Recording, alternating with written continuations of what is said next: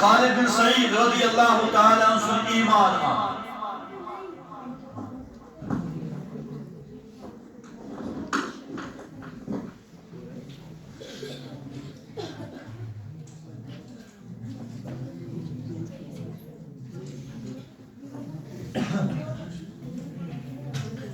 میرے محترم قابل احترام میرے استاد حافظ ظہور احمد و دیگر بچوں معززین، السلام علیکم ورحمۃ اللہ وبرکاتہ۔ وعلیکم السلام ورحمۃ اللہ وبرکاتہ۔ اللہ تبارک و تعالیٰ کا میرا شکر و احسان ہے جس نے مجھے آپ کے سامنے کھڑا ہونے کی توفیق عطا فرمائے۔ اللہ مجھے صحیح بات کرنے کی توفیق عطا فرمائے۔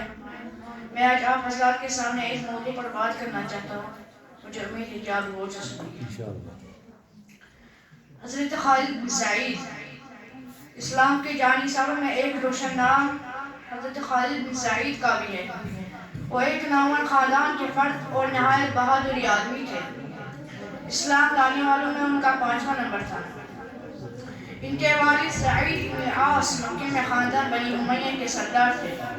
ابو عجنہ کے نام سے پکارے جاتے تھے، جس کا معنی ہے تاج والا۔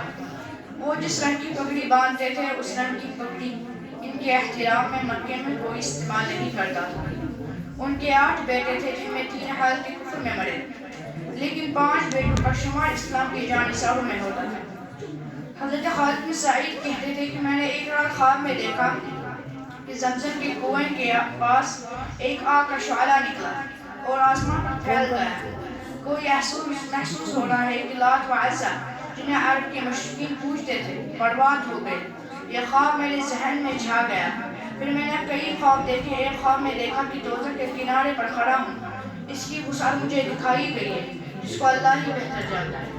میں نے دیکھا کہ ابو عجنہ میرے باپ دونوں ہاتھوں سے مجھے دوزخ میں دھکیل رہے ہیں اور حضور صلی اللہ علیہ وسلم مجھے پکڑے ہوئے اور میرے دامن کو اپنی طرف کھینچ رہے ہیں۔ سو کر اٹھنے کے بعد خالد بن سعید نے کہا، اللہ کی قسم یہ خواب سچ ہے۔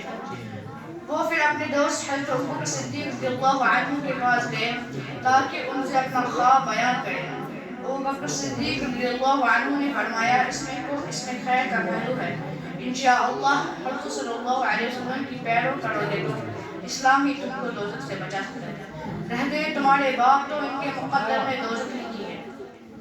پھر ابوبکر صدیق رضی اللہ عنہ خالد بن سعید رضی اللہ عنہ کو لے کر حضور صلی اللہ علیہ وسلم کی خدمت میں حاضر ہوئے۔ اللہ نے ان کے دل کو اسلام کے لیے کھول دیا اور وہ ایمان لے آئے۔ اسلام لانے والوں میں ان کا 5واں نمبر تھا۔ ان سے پہلے حضرت علی ابن طالب رضی اللہ عنہ، حضرت ابوبکر صدیق رضی اللہ عنہ، حضرت زید بن حارث رضی اللہ عنہ اور حضرت سعید بن وقاص رضی اللہ عنہ ایمان لا چکے تھے۔ ابو عجنہ کو جب اپنے بیٹے خالد کے ایمان لانے کا علم ہو گیا تو ان کی نگاہوں کے سامنے اندھیرا چھا گیا اور انہوں نے غصے میں حکم دیا کہ خالد کے پاؤں میں بیڑیاں ڈال دو۔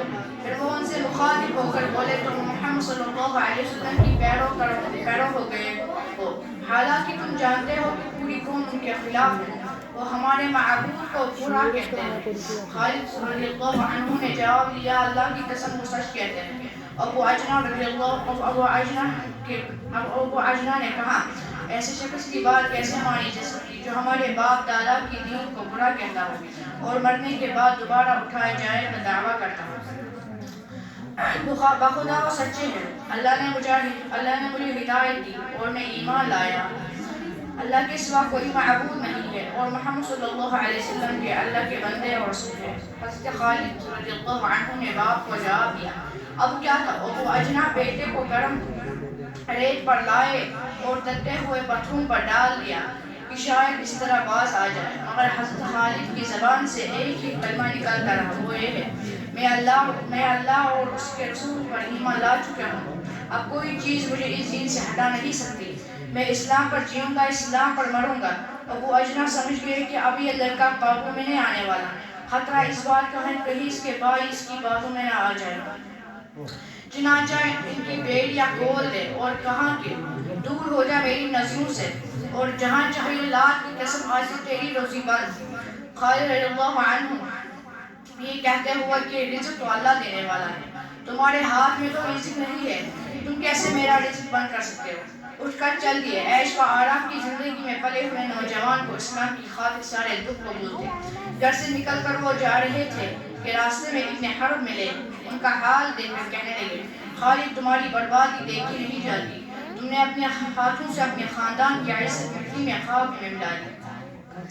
حضرت خالد رضی اللہ عنہ نے جواب دیا، اللہ کے لیے ایسا نہ کہو، میں نے تو خاندان کو عزت دی، اس کے چار لگائے، لیکن یہ بات ایسا شخص ہی جان سکتا ہے جو نیک اور سمجھدار ہو۔ حضرت خالد بن سعید رضی اللہ عنہ حضور صلی اللہ علیہ وسلم کی خدمت میں رہنے لگے، نہ بھوک کی پرواہ نہ کپڑوں کا خیال، بس یہی اطمینان کافی تھا کہ وہ مسلمان ہے، اور یہ سعادت ان کو اتنی جلدی مل گئی۔ حضرت خالد رضی اللہ عنہ بعد میں وحی ہونے کا بھی اعزاز تھا۔ وہ کہا کرتے تھے کہ میں پہلا شخص ہوں جس نے اسلام میں پہلی بار بسم اللہ الرحمن الرحیم لکھی ہے۔ جب مکے میں مسلمانوں کے لیے رہنا مشکل ہو گیا تو حضور صلی اللہ علیہ وسلم ان کو دوسرے مسلمانوں کے ساتھ حبشہ جانے کی اجازت دی۔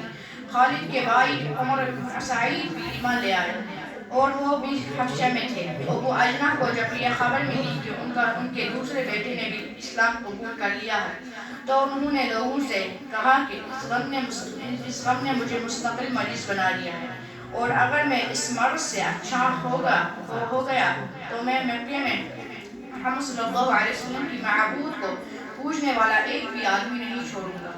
جب خالد رضی اللہ عنہ نے اپنے باپ کی یہ بات سنی تو انہوں نے اللہ سے دعا کی، اے پروردگار میرے باپ کو اچھا نہ کر۔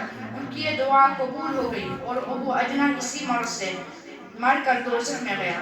اب یہ دونوں بھائی خالد رضی اللہ عنہ اور عمر رضی اللہ عنہ حبشہ میں تھے اور واپسی کے لیے بے چین اور بے قرار تھے۔ حضرت محمد صلی اللہ علیہ وسلم کو حضور صلی اللہ علیہ وسلم سے اس قدر محبت تھی کہ انہوں نے چاندی کی ایک انگوٹھی بنوائی جس پر رسول اللہ صلی اللہ علیہ وسلم لکھا تھا۔ حبشہ سے واپس آ کر انہوں نے انگوٹھی حضور صلی اللہ علیہ وسلم کو پیش کر دی۔ یہ وہی انگوٹھی تھی جو اس دنیا سے تشریف لے جاتے وقت حضور صلی اللہ علیہ وسلم کے ہاتھ میں تھی۔ باقی وسلم جزاک اللہ جزاک اللہ جزاک اللہ۔